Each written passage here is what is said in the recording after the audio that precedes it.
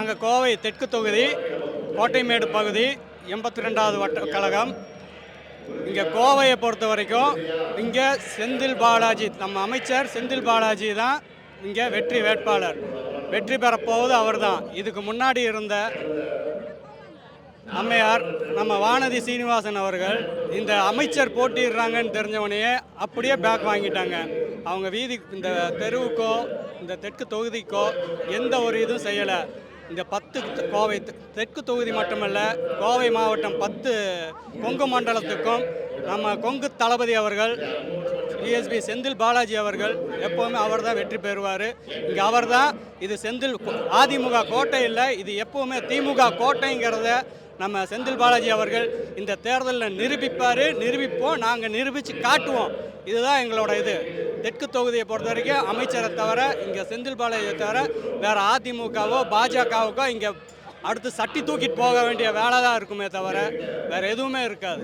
தற்பொழுது நம்ம இந்த கோவை மாவட்டத்தில் 10 தொகுதியிலும் 26 தற்போது நடந்து கொண்டு இருக்கிற தேர்தலில் மாண்புமிகு முன்னாள் அமைச்சர் செந்தில் பாலாஜி அவர்களின் துணையோடு 10 தொகுதியும் திமுகவும் அதன் கூட்டணியும் ஜெயிக்கும், வெல்லும் என்று உறுதியாக நம்புகிறேன். பொதுமக்களிடம் நல்ல எழுச்சி ஏற்பட்டுள்ளது. கோவை தெற்கு தொகுதியில் அவர் போட்டியிடுவதால் இங்கே கோவையில் மிக்க எழுச்சியாக இருக்கிறது. அனைத்து தொகுதியிலும் வெல்லும் என்று உறுதியாக கூறுகிறேன். கோவை தெற்கு தொகுதியில் போட்டியிடும் செந்தில் பாலாஜி முன்னாள் அமைச்சர் அவர்கள் இந்த முறை கரூரை விட்டுவிட்டு கோயம்புத்தூர் வந்திருக்கிறார். அவருடைய வெற்றி மிகப்பெரிய வெற்றியாக அமையும். 10 தொகுதியும் வெல்ல அவர் மிக அருமையாக பாடுபடுவார் என்பதை நம்பிக்கையோடு சொல்கிறேன். கரூரை விட்டு இங்கே வந்ததற்கான காரணம் பார்த்தீங்கன்னா, கோயம்புத்தூர் அதிமுக கோட்டைன்னு சொல்லியிருக்காங்க இது வரைக்குமே. அதை முறியடிக்கணும், 10 தொகுதி நம்ம கைப்பற்றணுங்கிறக்கோசரம் களத்தில் பணியாள வந்திருக்கிறார். அவருடைய செயல்பாடுகள் அத்தனையுமே வெற்றி அடைவதற்கான அதிகமான வாய்ப்புகள் உள்ளது. என் பேர் லக்ஷ்மண் சுரேஷ். நான் கோவை புலிகுளம் 66 வட்ட திமுக கழகத்தை சார்ந்தவன். என் பேர் ராஜாமணி. கேகே புதூர்லேருந்து நாங்கள் கோயம்புத்தூர் மாவட்டத்திலேருந்து வந்திருக்கிறோம். யாருமே செய்யாததை நம்ம தலைவர் அவர்கள் மக்களுக்காக, குழந்தைகளுக்காக எல்லா நலத்திட்டங்கள் எல்லாமே நல்லபடியாக செஞ்சு கொண்டுட்டு வருகிறாரு. எந்த ஒரு அமைச்சர்கள் செய்யாத இதை நம்ம அமைச்சர் செஞ்சுருக்கிறாரு. சத்துணவு திட்டமாக இருக்கட்டும், மகளிர் உரிமை திட்டமாக இருக்கட்டும், எல்லா திட்டத்திலையும் நம்ம பெண்களுக்காக நலத்திட்டங்கள் எல்லாமே பண்ணி கொண்டு வருகிறார். கண்டிப்பாக இந்த வருடமும் நம்ம தான் வெற்றி பெற்று நம்ம முதலமைச்சர் அவர்களுக்கு எல்லாரோடைய வாக்குகள் நிறைய உதவிகள் அவருக்கு செஞ்சிருக்கிறார். யாரும் செய்ய முடியாத உதவிகள் நாங்கள் என்றைக்கும் மறக்கவே மாட்டோம். என்றைக்கும் அவர் தான் மீண்டும் முதலமைச்சராக கண்டிப்பாக வருவார். எங்கள் ஓட்டு எல்லா ஓட்டுமே அவருக்காகத்தான். பேர் கிருஷ்ணவேணி, 53வது வட்டம். கரூரில் பண்ண மாதிரி செந்தில் பாலாஜி இங்கே எல்லாம் நல்லது பண்ணுவார் நாங்கள் எதிர்பார்க்குறோம். கண்டிப்பாக ஜெயிப்பார். கோயம்புத்தூர் வெல்லும், 10 இடங்களையுமே வெல்லும். சூரிய பிரசாத், காட்டூர் ஏரியாவிலிருந்து வரேன். கோவை தெற்கு சட்டமன்ற தொகுதியிலிருந்து வசிக்கிறோம். திமுக இளைஞர்களில் பயணிச்சுட்டு வந்துருக்கோம். இந்த முறை மாண்புமிகு செந்தில் பாலாஜி அவர்கள் போற்றுவதற்குரிய அமைச்சர் எங்கள் தொகுதியில் நிற்கிறது மிகப்பெரிய சர்ப்ரைஸ். ப்ளஸ் இது ஒரு ஸ்டார் தொகுதியாகவும் விவிஐபி தொகுதியாகவும் மாற்றுறதுக்கான இந்த டைம் எங்களுக்கு ஒரு பெரிய சான்ஸ் கிடச்சிருக்கு. போன முறை 2021 திருமதி வானதி சீனிவாசன் அவர்கள் இங்கே ஜெயிச்சு இந்த 5 வருஷம் கிட்டத்தட்ட எந்த ஒரு திட்டமுமே இல்லாமல் ஒரு கிடப்பில் போட்டு வச்ச மாதிரி அப்படியே மந்தமாக கோவை தெற்கு தொகுதி செயல்பட்டு இருந்துச்சு. அதுக்கு ஒரு புத்துணர்ச்சி கொடுக்குற மாதிரி செந்தில் பாலாஜி அவர்களுக்கு இங்கே சீட்டு கொடுத்தது பார்த்திங்கன்னா அடுத்த 5 ஆண்டுகளில் இது வரைக்கும் திமுக கோவை மாவட்டத்துக்கு செய்யாத நிறையா பல திட்டங்களை செய்யறதுக்காக செந்தில் பாலாஜி அவர்கள் இங்கே களமிறக்கியிருக்காங்க. அது எல்லாருக்குமே மிகப்பெரிய ஒரு சந்தோஷம். கோவை தெற்கு தொகுதியில் மட்டும் இல்லை, கோயம்புத்தூரில் இருக்க 10க்கு 10 தொகுதியில் கூட்டணி கட்சிகளோட சேர்த்து எல்லாத்தையுமே வெற்றியை தலைவர்கிட்ட போய் சமர்ப்பிக்கிறேன்னு சொல்லி சபதம் எடுத்திருக்காரு. நிச்சயமாக உள்ளாட்சி நகர்ப்புற தேர்தல் மாதிரியும் 2024 நாடாளுமன்ற தேர்தல் போல கண்டிப்பாக இதுலேயும் மிகப்பெரிய வெற்றியை சமர்ப்பிப்பாருன்னு நாங்கள் நம்புகிறோம். அதே மாதிரி கோயம்புத்தூரில் நிறைய நல்ல பல திட்டங்களை எடுத்துகிட்டு வரக்காக காத்து கொண்டு இருக்கிறார். நிச்சயமாக அவர் ஜெயிக்கிறதுக்கான எல்லா வாய்ப்பும் இங்கே இருக்குது. யங்ஸ்டர்ஸ்லேருந்து எல்லாத்துக்கும் வணக்கம். என் பேர் கதிர்வேலு. நாங்கள் கோவை வடக்கு மாவட்டம் கணபதி பகுதி 18வது வட்டக்கழக தேமுதிக வட்டக்கழக செயலாளர். என் பேர் கதிர்வேல். இப்போ பார்த்தீங்கன்னாக்கா 2026 சட்டமன்ற தேர்தல் வருகின்ற ஏப்ரல் 23ஆம் தேதி நடக்க இருக்குது. இன்றைக்கி பார்த்தீங்கன்னா கோயம்புத்தூருக்கு பார்த்தீங்கன்னாக்கா நம்ம தமிழக முதல்வர் மதசார்பற்ற முற்போக்கு கூட்டணியோட தலைவர் முதலமைச்சர் ஸ்டாலின் ஐயா வந்திருக்காங்க. நாங்கள் கூட்டணி கட்சியெல்லாம் இங்கே பங்கெடுத்துருக்குறோம். இந்த ட்ரிப்பு பார்த்தீங்கன்னாக்கா நம்ம கொங்கு மண்டலத்தில் மொத்தம் 10 தொகுதி இருக்குது. கோவை கொங்கு மண்டலத்தில் அந்த 10 தொகுதியிலையும் திராவிட முன்னேற்ற கழகத்தில் தலைமையிலான கூட்டணி வெற்றி பெறும் கண்டிப்பாக. அதே மாதிரி இது தலைமையேற்று நடத்துகிறவர் நம்ம கரூரை சேர்ந்த முன்னாள் அமைச்சர், வருங்கால அமைச்சர் செந்தில் பாலாஜி அவர்கள் கோவை தெற்கு தொகுதியில் வேட்பாளராக நிற்கிறாங்க. முதல் முறையாக கண்டிப்பாக அவர் பெருவாரியான வாக்கு வித்தியாசத்தில் கோவை தெற்கில் வெல்லுவார், ஜெயிப்பார். அதே மாதிரி பார்த்தீங்கன்னாக்கா 10 தொகுதியிலையுமே கோவை மாவட்டத்துக்கு உட்பட்ட 10 தொகுதியிலும் இந்த திராவிட முன்னேற்ற கழகத்தினால தலைமையிலான கூட்டணி மிகப்பெரிய வெற்றி பெறும். அதே மாதிரி பல வாக்குறுதிகள் இப்போ அறிவிச்சிருக்காங்க. அந்த மாதிரி வரக்கூடிய தேர்தலில் வெற்றி பெற்று அந்த வாக்குறுதியெல்லாம் முதலமைச்சர் நிறைவேற்றுவாங்கன்னு சொல்லி நம்புகிறோம். நாங்கள் உறுதுணையாக நிற்போம். தேசிய முற்போக்கு திராவிட கழகம் கோவை வடக்கு மாவட்டத்தை சேர்ந்த எங்கள் மாவட்ட கழக செயலாளர் KS சண்முக வடிவேல் அவர்களுடைய தலைமையில் எங்கள் பகுதி கழக செயலாளர், கணபதி பகுதி கழக செயலாளர் உயர்திரு எஸ்பிஆர் ராமசாமி அண்ணன் அவரோட இதில் நாங்கள் வேலை செஞ்சிட்ருக்குறோம். எங்கள் கட்சி கட்டுக்கோப்பாக வச்சு நடத்திட்டுருக்குறோம். அதே மாதிரி உறுதுணையாக இருந்து இந்த வெற்றிக்காக நாங்கள் எல்லாமே பாடுபடுவோம். திராவிட முன்னேற்ற கழக தோழர்களையெல்லாம் எங்களை அரவணைச்சு நடக்கணும். அதுதான் எங்களோட இது. வேறு எந்த இதுவுமே நாங்கள் வைக்க மாட்டோம். எங்கள் தலைமைக்கு எங்கள் அந்நியார் கட்டளைப்படி இந்த கூட்டணி வெல்ல வைக்கிறது தான் எங்களோட முதல் வேலையாக ஒவ்வொரு தேசிய முற்போக்கு திராவிட கழக தொண்டரும் நினச்சிட்ருக்குறோம். கண்டிப்பாக கூட்டணியோட தலைமையில் இந்த மாபெரும் கூட்டணி வெற்றி பெறும். தமிழ்நாட்டில் அடுத்த முறையும் 2026லையும் நம்ம ஐயா MK ஸ்டாலின் அவர்களை பொறுப்பேற்பார் முதலமைச்சராக தெரிவிச்சுக்கிறாங்க. நன்றி, வணக்கம். நாங்கள் பொள்ளாச்சி சட்டமன்ற தொகுதிங்க. என் பேர் சரவணன். கடந்த 5 ஆண்டு காலமாக தமிழ்நாட்டில் கடைக்கோடி கண்விழிக்காத கிராம மக்களுக்கும் கூட சாதனைகளை கொண்டு போய் சேர்த்திருக்கிறது திராவிட மாடல் அரசு. அதே போல் கோவை மாவட்டத்தை பொறுத்தமட்டில் அண்ணன் செந்தில் பாலாஜி அவர்களுடைய கடுமையான உழைப்பால் நகரப்புற உள்ளாட்சி தேர்தலில் 100% வெற்றியை இந்த கொங்கு மண்டலம் பெற்றது. இப்பொழுது அவரையே கோவை தெற்கு மாவட்ட தொகுதியினுடைய சட்டமன்ற உறுப்பினராக வேட்பாளராக நம்முடைய தலைவர் தளபதி அவர்கள் அறிவித்திருக்கிறார். ஒட்டுமொத்த கோவை மாவட்டத்தையும் இந்த முறை திமுக வெற்றியை பிடிக்கும். அதிமுக பாஜக கூட்டணிக்கு இந்த தமிழ்நாட்டில் மட்டுமல்ல எந்த இடத்திலும் இடமில்லை என்கின்ற நிலையை இந்த கொங்கு மண்டலத்திலிருந்து ஒரு வரலாற்றை அண்ணன் செந்தில் பாலாஜி அவர்கள் தலைமையில் நாங்கள் உருவாக்குவோம் என்று சொல்லிக் கொள்கின்றேன். என் பேர் மாணிக்கம்ங்க. 60வது வட்டத்தில் பிரதிநிதியாக இருக்கேன், திமுக பிரதிநிதியாக இருக்கேன். நடக்கவிருக்கின்ற சட்டமன்ற தேர்தலில் திராவிட முன்னேற்ற கழகத்தின் சார்பாக திரு செந்தில் பாலாஜி அவர்களை கரூரிலிருந்து தளபதி அவர்கள் கோவையில் நின்றால்தான் வெற்றியடைய முடியும் என்று இங்கே நிறுத்தப்பட்டிருக்கின்ற வேட்பாளர் திராவிட முன்னேற்ற கழகத்தினுடைய தொண்டர்கள் சிறப்பான ஆதரவு வந்து கொண்டிருக்கின்றார்கள். அவர்களுக்கு வெற்றி வாய்ப்பு மிகவும் பிரகாசமாக இருக்கிறது.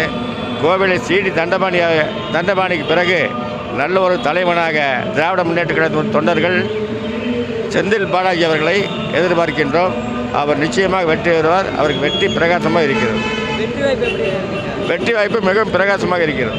நாங்கள் ராமநாதபுரம் பகுதி கழகம் 64A வட்ட கழக செயலாளர். இங்கே செந்தில் பாலாஜி, நம்ம கொங்கு மண்டல தளபதி செந்தில் பாலாஜி அவர்கள் தமிழக முதல்வர் தலைவர் MK ஸ்டாலின் அவர்கள் அறிவித்தோடனே எங்களுக்கு ரொம்ப சந்தோஷம். எங்கள் தொகுதி இப்போ VIP தொகுதி ஆயிடுச்சு. இந்த தொகுதியை செந்தில் பாலாஜி அண்ணன் கொங்கு மண்டல தளபதி அவர் நிற்க வச்சதுக்கு தமிழக முதல்வருக்கு தளபதி அவர்களுக்கு எங்களது நன்றியை தெரிவித்துக் கொள்கிறோம். ஏன்னா அவர் அறிவித்த உடனே இப்போ ஜெயிச்சாச்சு. அவர் செந்தில் பாலாஜி அண்ணன் ஜெயிக்கிறது உறுதி. அடுத்து எதிர்த்து நிற்கிறவங்க அத்தனை பேரும் டெபாசிட் இழக்க வேண்டும். அந்த மாதிரி ஒரு இதைத்தான் நாங்கள் எதிர்பார்த்துட்ருக்கோம். அந்தளவுக்கு கடுமையாக உழைக்கிறோம். எதிர்த்து நிற்கிற அத்தனை பேரும் டெபாசிட் போகணும். அதுக்கு வேண்டி தான் நாங்கள் இப்போ கடுமையாக உழைச்சிட்ருக்கோம். ஆனால் ஜெயிக்கிறது ஜெயிச்சாச்சு. அண்ணன் ஜெயிச்சாச்சு. கொங்கு மண்டல தளபதி அண்ணன் செந்தில் பாலாஜி அவர்கள் ஜெயிச்சாச்சு. இப்போ அதிகபட்சமான ஓட்டுகள் எல்லாத்தையும் டெபாசிட் இழக்க வேண்டியதான் பார்க்குறோம். அவ்வளோதான். போன தடவை தோல்விக்கு ஏடிஎம்கே ஜெயிச்சதுக்கு காரணம் கமலஹாசன் தான். கமலஹாசன் கோவை தெற்கில் நின்றனால சுற்றி இருந்த அத்தனை தொகுதியிலும் ஒரு நிறைய ஓட்டுகள் டிஎம்கே ஓட்டுகளை வாங்கினதுனால டிஎம்கே இதாகி போச்சு. இப்போ கோவை தெற்கில் செந்தில் பாலாஜி நிற்கிறதுனால அத்தனை தொகுதியும் சுற்றி சூறாவளியாக சுற்றுவார். கரூர் போயிட்டு வர்றதுக்குள்ள ஒரு நாள் போயிட்டு வந்தால் அவருக்கு டைம் இல்லை. அதனால் இங்கே தெற்கு தொகுதியில் நிற்கிறனால சுற்றி சூறாவளியாக இருந்து இந்த 10 தொகுதி கண்டிப்பாக ஜெயிச்சு கொடுப்பார். போன தடவை கமலஹாசனால தான் தோற்றுது. அவர் கோவை தெற்கில் நிலங்காட்டிக்கு அவர் சுற்றி இருந்த அத்தனை இதுவுமே டிஎம்கே ஓட்டுகளாக இப்போ போயிடுச்சு. இப்போ வந்து தெற்கில் அண்ணன் செந்தில் பாலாஜி நிற்கிறதுனால இதே வானதி சீனிவாசன் வந்து இந்த தொகுதிக்கு எதுவுமே பண்ணாதனால பயந்து ஓடி வடக்கில் போய் நிற்கிறாப்புல. இதே வந்து அம்மனரசன் வந்து வடக்கில் ஒன்றுமே செய்யாதனால அங்கே வந்து பயந்து ஓடி வந்து தெற்கில் நிற்கிறாப்புல. 2 பேர்த்துக்குமே வந்து தோல்வி உறுதி. அதே மாதிரி 10 தொகுதி ஜெயிக்கிறது நமது கொங்குமண்டல தளபதி செந்தில் பாலாஜி அவர்கள் ஜெயிப்பார், ஜெயிச்சு கொடுப்பார் நிச்சயம். பேர் திருப்புகழ், ராமநாதபுரம் பகுதி. செந்தில் பாலாஜிங்கிறவர் வந்து கரூரில் எவ்வளோ ஓட்டு வித்தியாசத்தில் ஜெயித்தாரோ அதை விட அதிக வித்தியாசத்தில் வந்து கோவை தெற்கில் ஜெயிக்கிறதுக்கு வாய்ப்புகள் அதிகமாக இருக்குது. போன தடவை வந்து திமுக சார்பாக வந்து நிறுத்தின கேபினெட் வந்து காங்கிரஸ் மயூராவை நிறுத்தினங்காட்டி ஓட்டு வந்து பிரிஞ்சு போகிற காரணமாக இருந்தது. கமலஹாசனும் தெற்கு தொகுதியில் நின்னங்காட்டி. ஏன்னா இப்போ வந்து செந்தில் பாலாஜிங்கிறவர் ஏற்கனவே அமைச்சராக இருந்தங்காட்டி அவர் வந்து கண்டிப்பாக வந்து தெற்கு தொகுதியில் வெற்றி வாய்ப்புகள் அதிகமாக இருக்குது. வானதி சீனிவாசனுங்கிறவங்க அவ்வளோக்கு எதுவுமே வந்து தொகுதி மக்களுக்கு எதுவும் வந்து செய்யாத ஒரு காரணத்தினால ஜெயிக்க வாய்ப்புகள் கம்மியாக இருக்கிறங்காட்டி அவங்க வந்து வடக்குக்கு கேட்டு போயிருக்கிறாங்க. இதுதான் நிலவரம். கண்டிப்பாக இவர் ஜெயிக்கிறதுக்கு வாய்ப்புகள் இருக்குது. அம்மன் அர்ஜுனும் அவ்வளோக்கு வாய்ப்புகள் கம்மி. தோல்வி பயத்தினால வந்து ஏதோ ஒரு காரணத்தை சொல்லிகிட்டு இருக்கிறாங்க. கண்டிப்பாக வந்து செந்தில் பாலாஜி அண்ணா அவர்கள் கண்டிப்பாக ஜெயிக்கிறது உறுதி. எந்த மாற்றம் கிடையாது. நான் சுகன் மந்திரன். நான் வந்து கவுண்டம்பாளையம் பகுதியை சார்ந்தவன். பொதுவாக கோயம்புத்தூரில் இருக்கிற திராவிட முன்னேற்ற கழகத்தினுடைய சேர்ந்தவர்கள் வந்து ரொம்பவே எல்லாரும் ரொம்ப குஷியாக இருக்காங்க, ரொம்ப உற்சாகமாக இருக்காங்க. அதையும் தாண்டி பொதுமக்கள்கிட்டே ஒரு மிகப்பெரிய எதிர்பார்ப்பு. அதெல்லாம் சாத்தியமானது எப்படி அப்படின்னா நம்ம விஎஸ்பி அண்ணன் வந்து கோயம்புத்தூர் தெற்கிலே களம் காண்றது. பொதுவாக கரூரில் அவர் இருக்கும்போது 4க்கு 4மே 2021 வந்து சக்ஸஸ் ரேஷியோ கொடுத்தாரு. இந்த முறை அவர் கோவை தெற்கில் களமிறங்கிறது வந்து உண்மையிலே கோயம்புத்தூர் டிஎம்கே கிட்ட ஒரு மிகப்பெரிய உற்சாகம், ஒரு மகிழ்ச்சி. காரணம் ஸ்ட்ரைக்கிங் ரேட் வந்து 10க்கு 10 வரும் அப்படிங்கிறது உள்ளபடியே எங்கள் எல்லாத்துக்குமே அந்த நம்பிக்கை இருக்குது. பொதுமக்கள்கிட்டே கரூரில் வந்து சுற்றி ஒவ்வொரு தெருவுக்கு போனாலே வந்து அவர் ஏதாவது நலத்திட்டங்கள், ஒரு சாதாரண ஒரு பில்லர் அமைக்கிறது முதற்கொண்டு, ஒரு லைட் அமைக்கிறது முதற்கொண்டு ஏதோ ஒன்று செஞ்சுக்கிட்டே இருப்பார். இப்போ கோயம்புத்தூர் தெற்குக்கு அவர் வந்ததுனால நிச்சயமாக அங்கே வந்து ரயில்வே ஸ்டேஷனில் ஆரம்பித்து கலெக்டர் ஆஃபீஸ் முதற்கொண்டு எல்லாமே மையமாக இருக்கிறது வந்து பார்த்தீங்கன்னா கோவை தெற்கு தான். நிச்சயமாக நம்ம அமைச்சர் வந்தார் அப்படின்னா ஏதோ ஒன்று செய்வார் அப்படின்னு கோயம்புத்தூர் மக்களுக்குமே ஒரு மிகப்பெரிய உற்சாகம் இருக்குது. நிச்சயமாக வரப்போகிற 2026 எலெக்ஷனில் 10க்கு 10 நம்ம திராவிட முன்னேற்ற கழகம் தான். அண்ணன் செந்தில் பாலாஜி அவர்கள் தான் கோவை தெற்கினுடைய சட்டமன்ற உறுப்பினர். ராஜுங்க, நான் பக்கா திமுகக்காரங்க, பரம்பரை திமுக. இது வரைக்கும் கலைஞரை தவிர வேறு யாருக்கு ஓட்டு போட்டதில்லை. செந்தில் பாலாஜி வந்ததுக்கப்புறம் கட்சி இன்னும் ரொம்ப ஸ்ட்ராங்காக இருக்குது கோயம்புத்தூரில். ஸோ நான் எப்போவுமே அவருக்கு தான் ஆதரவு. அதில் எந்த மாற்றமும் இல்லை. பட் நான் வேறு தொகுதியாக இருந்தால் கூட அவர் அமைச்சராக இருந்த காரணத்தினால தெற்கு தொகுதிக்கு இப்போ போட்டியிடுறாரு. மிக பெரிய வித்தியாசத்தில் அவர் வெற்றி பெறுவார். இன்றைக்கி யாரோ அரசியலுக்கு வர்றாங்க போகிறாங்க. பட் அவர் வந்து ஒரு நிரந்தரமான ஒரு அரசியல்வாதி. திமுகவுக்கு நல்லது செய்வார்னு நாங்கள் நிறைய எதிர்பார்க்குறோம். அவ்வளோதாங்க, வேறு என்ன சொல்கிறதுக்கு இருக்குது. ஸ்டாலின் தாங்க ஆட்சி. நம்ம ஆட்சி எப்போவுமே ஸ்டாலின் ஆட்சி தான், கலைஞர் தான். அதிமுக கோட்டையாக இருந்தது, ஏதோ ஜெயிச்சதுனால உண்மையாக இருக்கலாம். பட் அவங்க பிஜேபி கூட சேர்ந்து ரொம்ப கீழே போயிட்டாங்க. ஸோ அதனால் வந்து அது அதிமுக கோட்டை ஆகாது. எப்போவுமே திமுக கோட்டை தான் அது. கண்டிப்பாக செந்தில் பாலாஜி வெற்றுவார். திமுக கோயம்புத்தூர் இருக்கிற 10 தொகுதியில் எல்லாமே திமுக ஜெயிக்கும். அதில் மாற்றமே இல்லை. வேறு எந்த சந்தேகம் இதில் வேண்டாம். திமுக தான் வெற்றி. சிங்கானூர் பகுதி கழக 2லிருந்து வருகிறேன். மாண்புமிகு மக்களின் அமைச்சர் செந்தில் பாலாஜி அவர்களுக்கு வெற்றி பிரகாசமாக இருக்கிறது. மாண்புமிகு மக்களின் அமைச்சர் செந்தில் பாலாஜி அவர்கள் எப்போவுமே களத்தில் இறங்கி வேலை செய்யக்கூடியவர். ஒவ்வொரு தொண்டனுக்கும் அவர் மரியாதை கொடுத்து வேலை செய்கிறவர். இது வரைக்கும் கோவையில் கவுன்சில் எலெக்ஷனுக்கு வந்தார். கவுன்சில் எலெக்ஷனில் 96 சீட்டு ஜெயிச்சு கொடுத்தார். அவர் வந்து இறங்கினாலே வெற்றி தான். என்னென்னா தொண்டர்களுக்கு நெருக்கமாக இருந்து வேலை செய்யக்கூடிய நபர். மித்தவங்க மாதிரி இது கிடையாது. தொண்டருக்கு வேலை செய்யக்கூடியவர், தொண்டர்கள் கூட நெருக்கமாக இருக்கக்கூடிய நபர். அதனால் வெற்றி உறுதி. கோவை தெற்கு தொகுதி வெற்றி வேட்பாளர் மாண்புமிகு மக்களின் அமைச்சர் செந்தில் பாலாஜி அவர்கள் தான். அதில் மாற்று கருத்து கிடையாது. ஐயப்பன், பயமுத்தூர் தெற்கு வடத்திலிருந்து வர்றோம், வைசாலியிலேருந்து வர்றோம். நான் வந்து செட்டியாரோட இனத்தை சேர்ந்தவன். இந்த வருஷம் வந்து தேர்தலில் வந்து செந்தில் பாலாஜி அண்ணன் வந்து 50,000 ஓட்டு லீடிங் ஜெயிப்பார். எங்களுடைய மனப்பூர்வமான வெற்றிக்கு எல்லோரும் உதவி ஏற்பண்ணாங்க. எங்கள் கம்யூனிட்டிக்கு நல்லா பண்ணிகிட்டு இருக்காரு. எல்லோரும் நல்லா பண்ணுவார். அவருடைய திறமையில் தான் எல்லோரும் வந்து நல்லா இருக்காங்க. எல்லாத்தையும் வாழ வச்சுட்டு இருக்காரு. எல்லா குடும்பமும் உடச்சிட்டு இருக்குது. உங்களுக்கு திமுக இல்லைன்னு தமிழ்நாடே கிடையாத அளவுக்கு இருக்காங்க. உங்களுக்கு டெல்லி அவங்களை பார்த்து பயப்படுது. உங்களுக்கு நாளைய சரித்திரம் படைக்கும். உங்களுக்கு பாலாஜி வெற்றி கண்டிப்பாக இருக்குது. 8 தொகுதி ஜெயிக்கிறோம். உங்களுக்கு கோயம்புத்தூர் 8 தொகுதி கண்டிப்பாக ஜெயிக்கிறோம். உங்களுக்கு எல்லோரும் உறுதியாக பாடுபடுவோம். நாங்கள் வந்து என் பேர் சம்பத்குமார், 61வது மாவட்ட பொறுப்பாளர், கோயம்புத்தூர் சிங்கானூர். செந்தில் பாலாஜி அண்ணன் வந்ததுக்கு அப்புறம் தான் கவுன்சிலர் எலெக்ஷன், எம்பி எலெக்ஷன் தண்ணி காட்டினங்காட்டி தான் ஏடிஎம்கேக்கார் பயந்து நடுங்கிட்டு உட்காந்துருக்குறாங்க. அந்த உளரில் தான் அம்மன் அர்ஜுன் ஆகிட்டு, வானதி ஆகிட்டு, அண்ணாமலை ஆகிட்டு இன்னும் உளறிட்டு இருக்கிறாங்க. ஒன்று. ரெண்டாவது, இந்த ட்ரிப்பு 10க்கு 10 அவர் கொண்டு போய் தலைவர் கையில் கொடுக்கத்தான் போகிறாரு. அது மக்கள் பார்க்க போகிறாங்க. அவையிலும் அது என்ன பண்ணணுமோ பயந்துட்டு ஒதுங்கி உட்காந்துருக்குறாங்க. சும்மா அவை பில்டப்பை விட்டு இந்த மீடியாவுக்கு முன்னால் கோட்டை எங்களுக்கு தான் அதையெல்லாம் தகர்த்துட்டார். எப்போவே தகர்த்துட்டார். கவுன்சில் எலெக்ஷன்லேயே தகர்த்துட்டார். 2வது எம்பி எலெக்ஷன்லேயும் தகர்த்து முடிச்சிட்டாரு. இப்போ அந்த ஒரு வைப்ரேஷனில் தான் இன்னும் பேசிகிட்டு இருக்கிறாங்க. ஆச்சா, எதுவும் பண்ண முடியாது. செந்தில் பாலாஜி அண்ணன் இருக்கிற வரைக்கும் வேல்மணி ஆகிட்டு எடப்பாடியே வந்து அவர் கூட நின்னாலும், மோடியே வந்து நின்னாலும் எதுவும் பண்ண முடியாது. ஏன்னா அந்த அளவுக்கு மக்களுக்கு செயல்பாக்கு இருக்கிறது. மக்களுக்கு செஞ்சுட்டு இருக்கிறாரு. என்ன பண்ணலைன்னு கேளுங்க.